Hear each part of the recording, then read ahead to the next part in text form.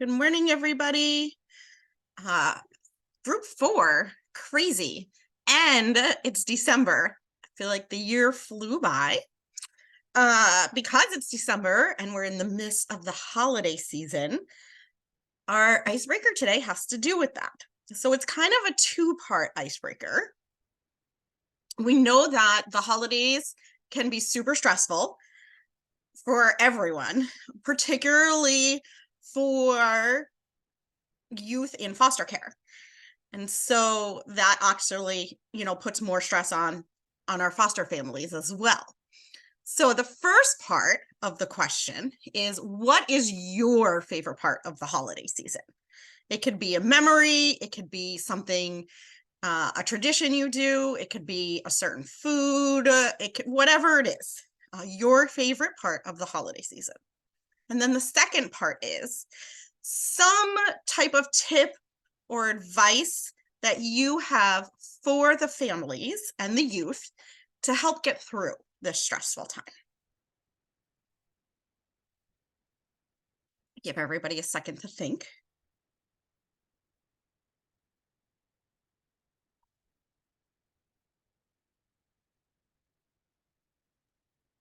I can go first. Yeah, thanks, Mariah. You're welcome. So I have so many favorites from the holidays, it's hard to pick, but one of the first things that came to mind is one of my favorite things to do in the month of December is take a drive at night and go look at Christmas lights.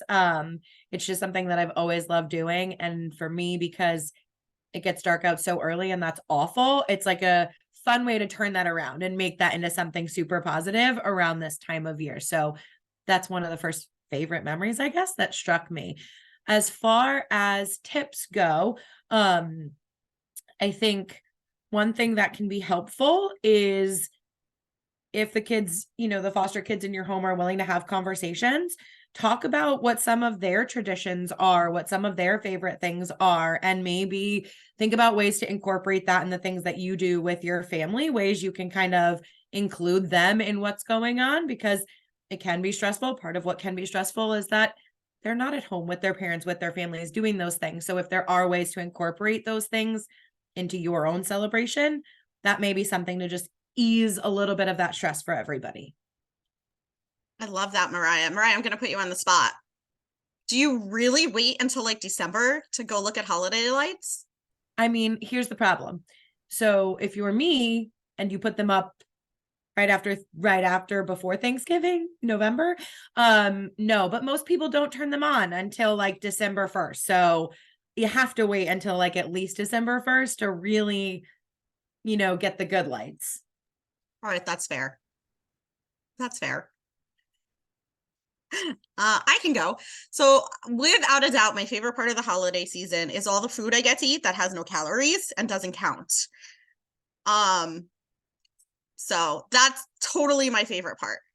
I think my tip or, my advice would be to, with all the days off coming up, is to still have a structure. Have a plan. Talk about that plan. Let everybody know what that plan is. We all function better when we know what's coming up, and even if there is free time, even if it is just watching Christmas movies for 3 hours, that can be part of the structure, but we need to communicate that, and everybody needs to know what that expectation is. I can go. So my favorite thing about the holidays is spending time with my family. And specifically because my birthday is right around Christmas time. So growing up, I really didn't like that I didn't have my own special time of year, but now as an adult, I'm really grateful that my birthday is during the holidays, because that means I'm really the only one in my family generally who gets to spend my birthday with the whole family, which is the best gift that I could ask for. I love that reframe. Yeah, it's really great. They'll ask me if it's okay if we celebrate my birthday and holidays together. And I'm just like, of course, because like that's a gift to me. As far as a tip for doing holidays, I think is to not put so much pressure on yourself for it to be perfect. Because likely, especially in a foster situation, it's not going to be perfect. And it's going to probably have some big emotions. And that's okay. It doesn't, but to allow yourself the space for things to not necessarily, like you said, Mindy, have a plan and to have this structure, but to then also give yourself the grace and room for things to not go according to plan. Yeah, Lauren, you bring up such a good point. We all need to give each other grace, right? And it's a stressful time, and that grace is so important for everybody in the family to give each other. So, Brittany, I saw your hand up.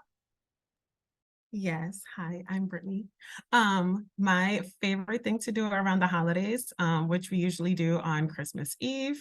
Of course, we're all in our matching pajamas, for our family, and we build gingerbread houses. But our favorite part of the night is when we get to smash them. We put down a big plastic tablecloth from like Dollar Tree, and we actually smash our gingerbread houses. If I'm just being honest, we get the ones from Walmart for about $10. They don't taste the best. So for us, it's more fun. My son was younger. He was really into construction. So we just like to demolish all of our houses. So that tends to be our favorite now. My tip for going into the holiday season, foster parents, foster children, is just to take time. It's something that's really free, and I think everybody should do it around this time, is to just acknowledge and tell somebody that you're thankful for them and how much you appreciate them. You could do it with bio parents, foster parents, workers. Everybody just loves to hear a positive message. So to send somebody a positive message, and hopefully you get one back, and it'll all work out. That's such a nice sentiment. And Brittany, you're right. Sometimes people have difficulty accepting compliments. And so it's also a great skill to work on in a family. And then to help the youth be able to sort of pass that forward to on their visits and things like that. That's a great one. I like that. Thank you. Sam, yay. Sam stressed for the cold weather, guys. It's here. Oh, yeah. It's winter. Well, I love hats anyways, so it just works out. All right, so I grew up doing all the Christmassy things, driving around, seeing the lights and everything. And my husband is kind of a Scrooge. So the only Christmas thingy that we kind of can do together that he doesn't mind is decorating some kind of ornament. One year we went and did glass blowing, and we made little ornament balls. Another one, we paint them. So like that's our little Christmassy thing to do. So my advice for families is to find some kind of activity like that, like decorate an ornament, or if they have some other tradition, that like the gingerbread houses or something like that, just find some kind of activity like that to get everyone involved. Sam, I gotta ask, does your husband know you think he's a Scrooge? Okay. I was 100%. gonna say I call him that every year. I was gonna say, can we not send him the link to this? We're gonna out you. Excellent. I can go next. Yeah, and then over to Melissa. Awesome. Oh, okay, me first, you said? Okay. So this might be an unpopular opinion, but my favorite thing is wrapping the gifts. I don't know why. I really enjoy wrapping them. So we are going to have so many for you in like a week and a half, Emma. Yeah, I'm always volunteering to wrap all my family's gifts. Like I don't know. It makes me wrap happy. all of mine too. That's fine. I'm not great at it, but I like it. So a conference room full of gifts for you, Emma. This is amazing. And then my tip would be, this is kind of similar to what Mariah said, but like I think while it's important to kind of find out like what the kids like to do and their traditions that they had with their families, it could also be kind of maybe tough for them and triggering to kind of think about those memories and things like that. So I think it's important that the foster families are able to incorporate, like the children into their traditions and kind of maybe like create new memories without replacing, what they had. But whether that's like including them in decorating or baking or things like that, just kind of, yeah. And I really think you just pointed out something very valuable, that we need to give everybody, not just foster kids, right, but anybody, the space to join in for things that feel comfortable for them, but also to step out when it's uncomfortable, and that there's space for all of us to keep our own memories, and build on new ones. And so I think you just pointed out two very, very valuable things for us to remember. Thank you. Melissa, this is perfect. Melissa with her Christmas tree in the background. Right. For my family, the holiday season has always been bittersweet. So we spend a lot of time together, primarily because we had a lot of loss during holiday seasons. So I think that that's important to incorporate also, because with foster families, they've experienced a lot of loss. So not to diminish the idea that it's always a beautiful season. For some people, it's actually very sad. And so to give them the opportunity, I would say, while you have the togetherness as family, that's my favorite part, but to also give the foster children the opportunity to express how they feel about the holidays, and maybe even asking those questions early on when they're placed. So that sometimes we might get caught up into how this feels like a beautiful moment for us, but that may not necessarily be the case for them. And so just to give them that space early on before the holiday season, so that you're not triggering anything that emotions that they may not want to feel. Melissa, that is so insightful, because while we may be caught up in our own joy of the season, everybody might not be. They may be having moments where they're just feeling sad, or they're feeling that grief and loss. And how do we balance incorporating their feelings and allowing them the space to feel that? So thank you so much for pointing that out. Ellie, Michelle. So I'll go, I guess.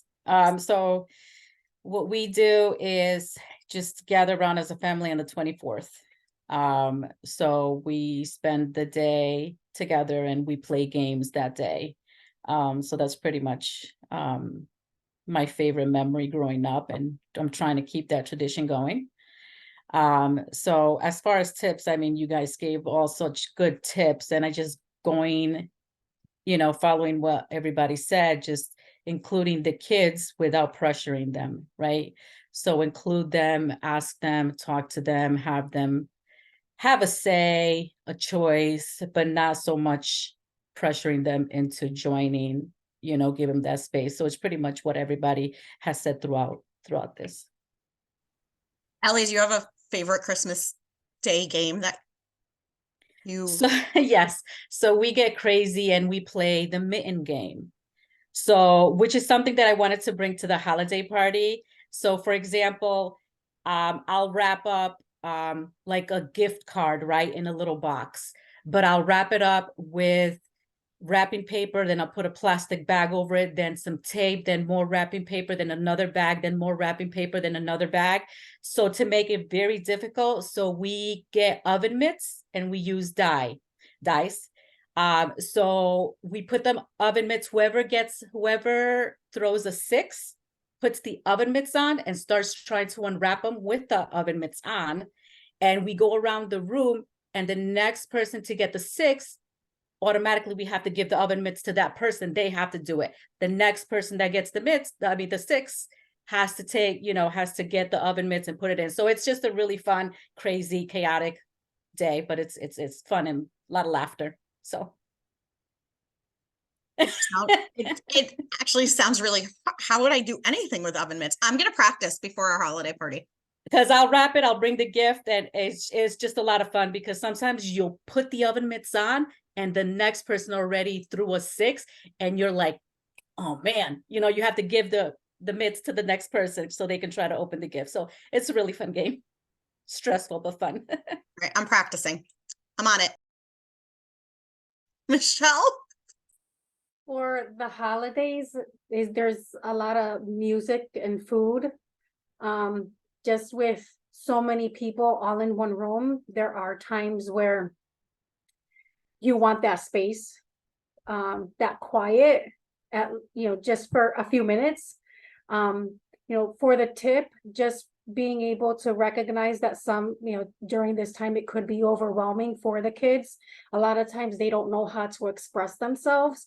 So if you find that they're kind of like withdrawn, being able to take them to another room, letting them know that it's okay, and that you can just follow up and check in on them, and letting them know that it's okay. Even as adults, we do it ourselves. We sometimes don't necessarily have someone to check in on us, but being mindful that when you see the child withdrawn or wanting to take their own space, just checking in on them. Yeah, I mean, Michelle, you're so right. I can think about like when I go to parties or, things like that, events, if it is getting too loud in the room or the music is not my style, or someone's asking me too many questions, I can excuse myself from the conversation. The lights are too bright, right? I can step outside. And not only sometimes do our kids not have the words for it, they don't feel like they have the power. Mm-hmm. And so really making sure that during this really sometimes stimulating season, we're being aware of how sensory overload it can be for them, and checking and, really making sure we're sort of regulating that. Great points. Okay. We're going to seemingly have a very, very fun holiday party for this. Our food has no calories or, fat content. We're wearing oven mitts. We're keeping it sensory friendly. We're giving each other grace. This is going to be amazing. We've got it all down. So that being said, let's move into our topic. Our topic for today has to do with building the relationship with the biological family. It's really easy to make up stories about people or judge people at first impression. When we don't have enough information or we're missing information, we just sort of fill in the gaps. And a lot of the times we do this subconsciously. In foster care, it becomes even harder because a lot of the times our first introduction to a birth family is when we hear about the need for placement. Whether it's a referral or a conversation with a DCF staff, for the foster parent, it could be the conversation with us. And so immediately we're forming a picture based on the information about why a child is coming into care. And that is inherently about a birth family that is struggling. So we're given a negative picture. It's inherently negative. There's nothing, that's just the way this is set up. But people are more than their struggles. And so we are filling in so much unknown information based on the way this system is set up. And it's not always easy, but we know the research shows that positive interactions between the foster care providers, us, the foster parents, the child welfare system, leads to a sense of safety and security for the youth, but also creates more support for the youth. no matter what, the youth is going to miss their parents. Many of the youth are actually going to worry about their parents. They're going to go to great lengths to try and take care of the parent, even though they're the child. Okay. If we reframe all of this, we can realize that the foster caregiver and the birth caregiver actually have a lot in common. This is a journey with a lot of insecurities taking care of this youth, regardless of which side you're on. Raising a child is a journey, and no matter what, you're going to question what you're doing. A lot is asked from you by DCF, by the judges, by the lawyers on both sides of this coin. And the primary focus is the well-being of the youth. And again, no matter which side you're on. So, we watched the video. Initial reactions to that video.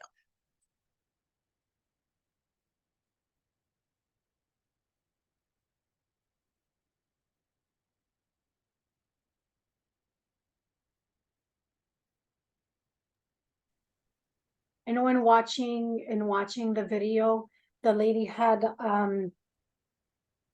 mentioned kind of like establishing with the worker that, you know, the appropriateness of keeping contact with individuals and being mindful. I know in, you know, with our families, there have been we encourage our foster, our parents to reach out, but also being mindful, like who is appropriate on the contact list. You know, is there any safety, any safety concerns? And also establishing kind of like that, an understanding, like being mindful of respecting one another, respecting the rules, as far as like trying to establish at least like contact, telephone contact between the kids and the biological family, and being respectful of like those guidelines, like, before, establishing a schedule and keeping to that schedule, because it could impact the whole household afterwards. Things like that, which I think when the kids see that the foster family is making that effort for them to keep contact with their biological families outside their scheduled visits, I think they're not able to verbalize it, but I think they're also grateful for it. Yeah, I agree, Michelle. Thank you. How have you seen that foster parents can connect with a youth about their feelings, worries, concerns about biofamily? Have you seen any good examples?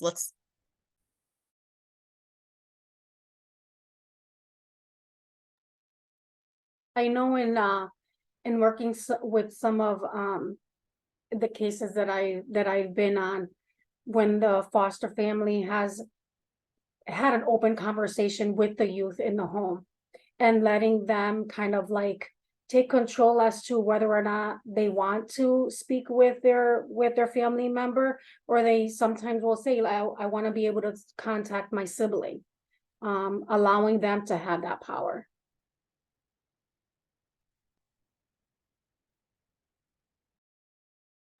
How about you? Have you had good experiences communicating with biofamily?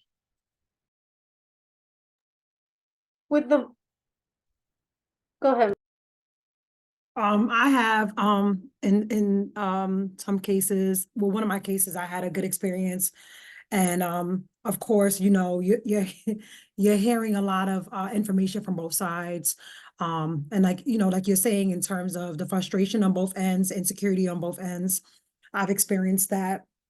I've tried to also mend the gap between both the bio mom and the foster mom and kind of open up communication in a way that they were able to meet and almost hug, just to be able to, express that, listen, this is a battle for both of us.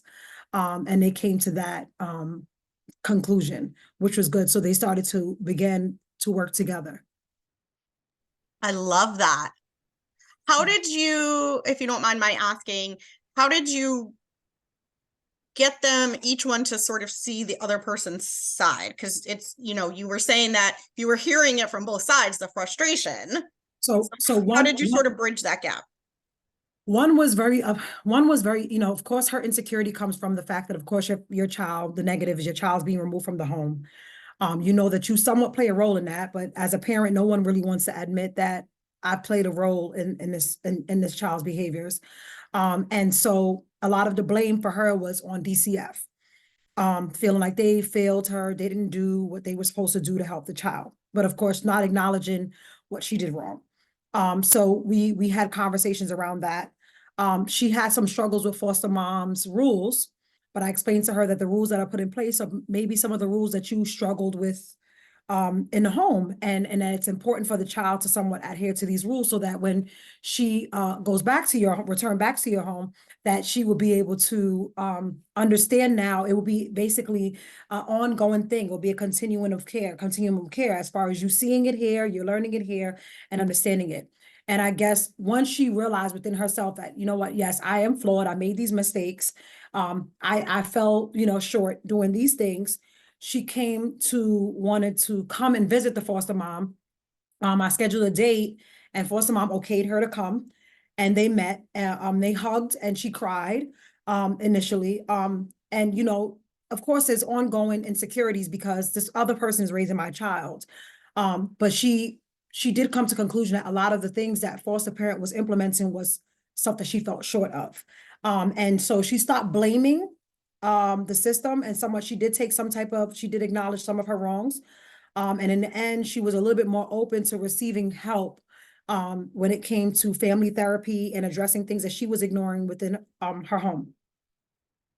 Yeah. Alicia, that is excellent work. Thank you. And I think, I step back and I look at what all of these families are doing, and how can one not be insecure?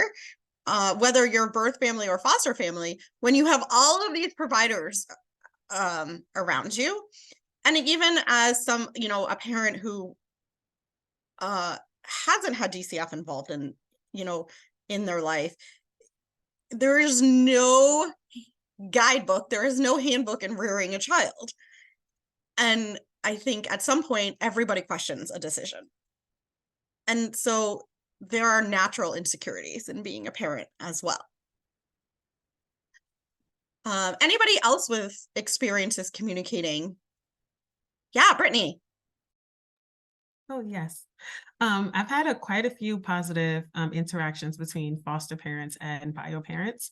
What I like to do when the kid kind of comes into care is kind of have that initial meeting and kind of just explain it to parents as, now you guys are co-parenting. I kind of like to use those words. It kind of eases it from both sides. You guys are co-parenting the child. Bio parents are still visiting, they still get communication with the child, while foster mom is physically the day-to-day with the child. And it seems to work out better for bio parents to hear that it's a co-parenting situation and we're trying to do what the best interest for the child. I also know that what helps out a lot is, if everybody kind of agrees, the open communication and sending like pictures also help out a lot. A lot of the bio parents feel like they miss a lot of the milestones, especially when the child is younger. So to have that open communication and those pictures help out a lot. And they also help encourage the bio parents on their side. And, they're going through a lot as well in different programs and a lot of different people in their homes. And it encourages them to see their child still thriving and doing good. And it kind of lessens those worries when the communication is open. I know it can't happen all the time, but when it can open, it is a great thing to witness. And then, of course, I have had some families even do like birthday parties for the child together and, different holidays together. And we had this one case where the foster parent and bio parents did, they communicated really well. And when the child got reunified back home, they had foster mom become the godmother so that she can stay in contact with the child as the child grew up, which is great and an amazing journey to see. Yeah, that's phenomenal. And what a great way to think out of the box too, to keep the foster parent involved. Right? Anybody else on that? Yeah, Lauren, sorry, go ahead. No, it's fine. So I've had a lot of from both sides of positive and negative relationships between, or negative relationships between bio parents and foster parents. Like Brittany, I've had a foster parent after reunification, and from even before, always planned to have foster parents be godparents to her daughter. Should anything ever happen to her, she knew that, that's who she'd want to be with, that have her be with. And she also, this little girl did she did dance class with her foster sister once a week, and they continued that after reunification because they were so close. I've also had two bio mom and foster mom who would send a notebook back and forth with each other. Foster mom would write about, things that happened during the week, and sometimes print out pictures to include in it for bio mom. And then bio mom would kind of write back with any questions, anything that happened, during the visit that was significant. And then for parents who bio parents that I worked with who kind of struggled more with the relationship, and I tried to just reframe, I think, the thought of, this isn't someone who's taking your child away, but this is someone who is asking them, do you feel like your child is safe right now? Do you feel like, is your child being cared for? Do they have a home? They're getting fed well, they're getting loved. Something that's hard with, I think, wanting to maintain a relationship also after reunification, can be there's a sense of, this is my child. And I kind of try to reframe it that, well, isn't your child so lucky that they have so many people in their life that love them so much? And sometimes that helps to reframe things, and reminding them that this is just another support for the child, and it doesn't make their child any less theirs. But knowing that it's just extra love and support for this baby, or whatever age they are, their baby, is something that you can be grateful for.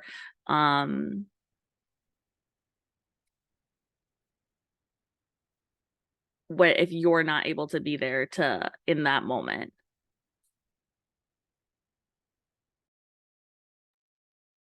You all right, Lauren?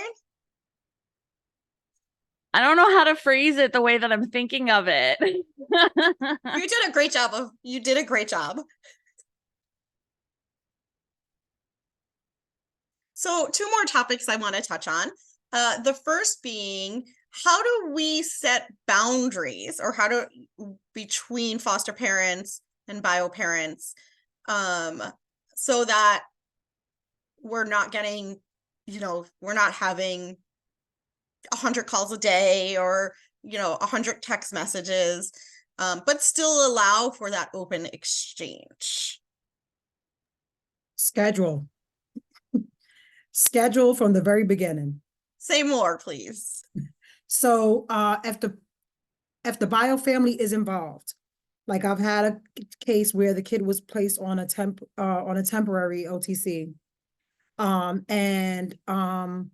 so a bio family was still involved, and they were not yet committed to DCF. In that case, I reached out, communicated with bio mom right away. Of course, she had questions about, whereabouts. Of course, I asked foster mom, was it okay for her to know certain things? You have to make sure the foster family is okay. Bio mom, it wasn't an issue with concern with safety with bio mom. So you have to first, obviously know that. It was more so the child that was difficult and had behavioral issues. And so I communicated that with the foster mom. And then I also asked what was the best scheduled days. If there was a situation where you needed to speak or ask questions, or if bio mom can come by, or do you feel safe meeting at a mall, and coming up with like somewhat of a schedule so that there's no pop-ups. You're not just popping up at my house and dropping things off without my permission, or things like that. So just communicating a schedule from the very beginning, if it's possible, or, after the child is placed, having conversation with the bio family and foster family to come up with a schedule that's appropriate and works best for them. And be very adamant about them sticking to the schedule for privacy concerns, for safety concerns, for the child and for the betterment of the child, because sometimes kids split. And so basically scheduling from the very beginning and opening the lines of communication from the very beginning. And if things get sketchy, instead of calling to argue, reach out to me, the therapist, or the DCF worker, if it's something that you have questions about, before calling and having a whole fit about something. And that way we can, then schedule another meeting to discuss it. And that way it kind of keeps, the situation positive on both ends. And that's what I did. And I mean, Melissa, to your point, right? If things get sketchy, that goes back to the whole point of when we're missing information, we fill in the gaps. And now it's going to escalate to a different level instead of someone neutral coming in and helping us navigate through an emotional situation. So that's a great point. Hi, Brittany. Hi, how are you? I think one of the first steps I take with the whole boundaries and setting up a schedule is to meet with everybody individually. So I like to meet with foster mom and figure out what her boundaries are, and see what information she is willing to give. But I also like to meet with bio parents as well and kind of see what their expectations are. Some parents like to receive, they're okay with visiting their child once a week and getting a phone call. Some parents would like to receive, medical updates. Like some people want video FaceTime calls. And I find sometimes a lot of the confusion when setting up the schedule or setting up boundaries is we don't know what other people's expectations are. And we assume that you want a phone call and a visit once a week. And that's not able to fill up your cup as a bio parent, because I'm giving you the wrong things. I'm giving you the phone call and you want the video call. So then that causes confliction in the relationship. And now all these concerns are coming up. So I think it's best to kind of meet with both parties and see where they kind of overlap and meet in the middle and kind of go from there. And then also for a foster parent, meet with them and see what their boundaries are and what their expectations are and what they're allowed. So that, so bio parents aren't calling them every day and trying to get updates and, disrupting the schedule. What's the best time for you to call? Maybe it's just, instead of the parents calling to get a check-in, mom wants to read a book at bedtime once a week. So like just finding out that information is the best, I find. Sometimes, of course, we kind of just set things in place. And if it's not something that you specifically want or need, then you feel like it's a concern and it comes up as a situation, a concern for you, when in reality, just tweaking one or two things can have the best positive relationship. Love that idea of reading a bedtime story at night. That's great. Which is not the focus of what you said. Apologies at all, but it's a new one for me. So I was like, that's really cool. Yeah, we have this, I had this family where mom had a book that said the kid's name and she would read it every night when the kid was with her. So she wanted to do that when the kid came into care at least once a week. So doing the phone calls where during the day where she was asking about school wasn't really benefiting her because she wanted to read the bedtime story that that she was reading in the past. So like I said, just making sure that we understand that and give people as much as we can. We try to accommodate as much as we can. Yeah, and I think, Brittany, to your point of understanding what each person needs, also it speaks to recognizing, particularly on the bio parent side, what is their trauma and how is it playing into what is going on, right? And so I think that that's a part of this as well. The last topic I want to cover is the strong emotions of the child, the divided loyalties, and how the complicated feelings, all of that, and how we can all help, not just us as professionals, but the DCF worker, the bio parent, the bio family, the foster family, school, everybody, because we know that this issue itself really draws big emotions. And so I want to spend a little bit of time talking about that.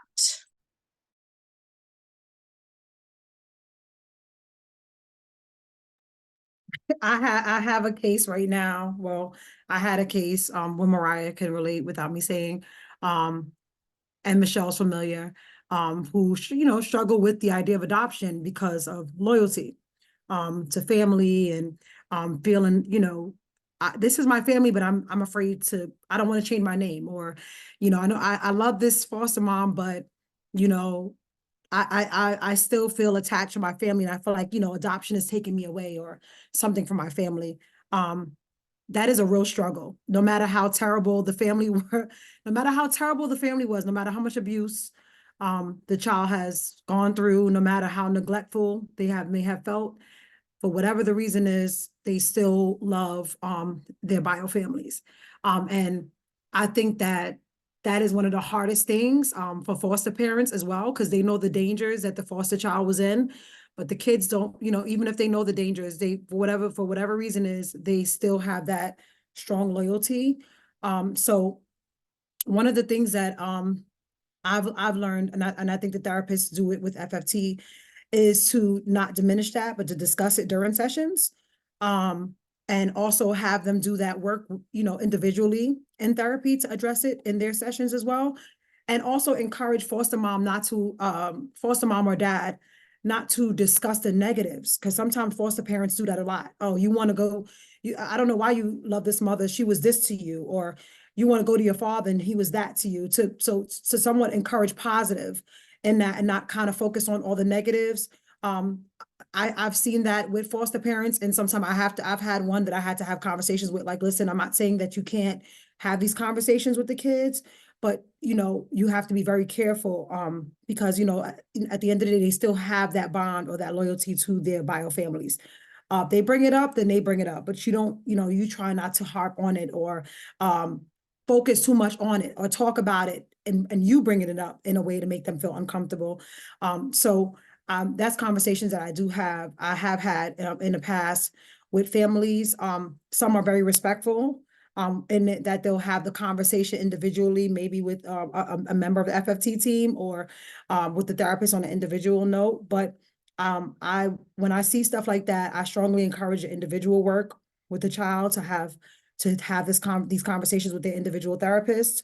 And of course, when they feel safe, they can have the conversation with foster parents, which I have seen also, where they have sometimes warmed up enough to feel comfortable to have certain conversations, but never question the loyalty. I think that it's important to encourage foster families not to question the loyalty, regardless of the circumstance. To us, it might seem like, why would you like this person?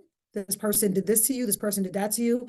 But I think it's important for us to encourage foster families not to question the loyalty, allow the child to feel their emotions and their feelings, however it comes and goes, but not to question why they feel that way in terms of love.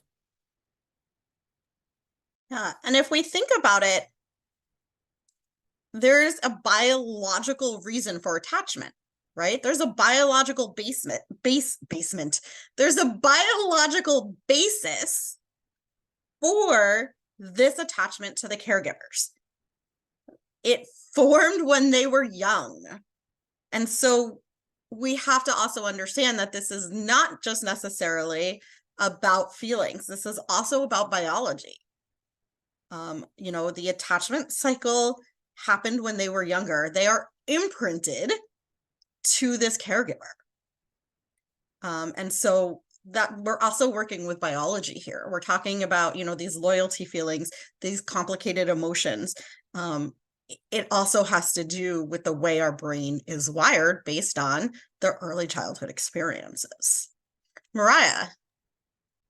I was just going to piggyback off of some of what Melissa was saying. And you mentioned it kind of at the beginning, Mindy, around how at the end of the day, foster parents, bio parents, they probably have a lot more in common than they think. And when you were asking kind of how do we as a team, DCF workers, providers, foster parents, bio parents, all kind of, you know, stay the course, I think it comes back to the mindset around reminding everyone that at the end of the day, we are all in this because we want what's best for that child.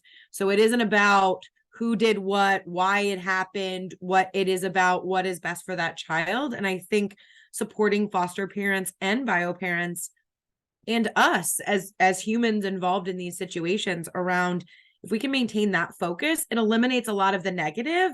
And I think it supports everybody being on the same team and on the same page, which ultimately supports everybody being okay with a child who might be upset about wanting to go see their parents and not understanding why they can't, and approaching that in a way that's positive as opposed to in a way that's negative. Yeah, sort of reframing, right? Shifting that perspective.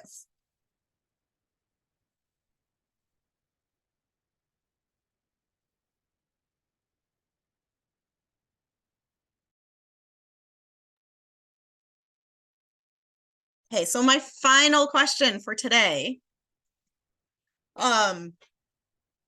is,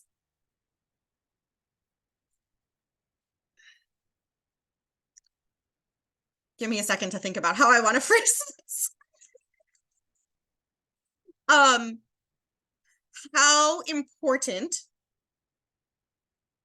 is some type of contact with a biological family or some type lifelong family tie on a holiday?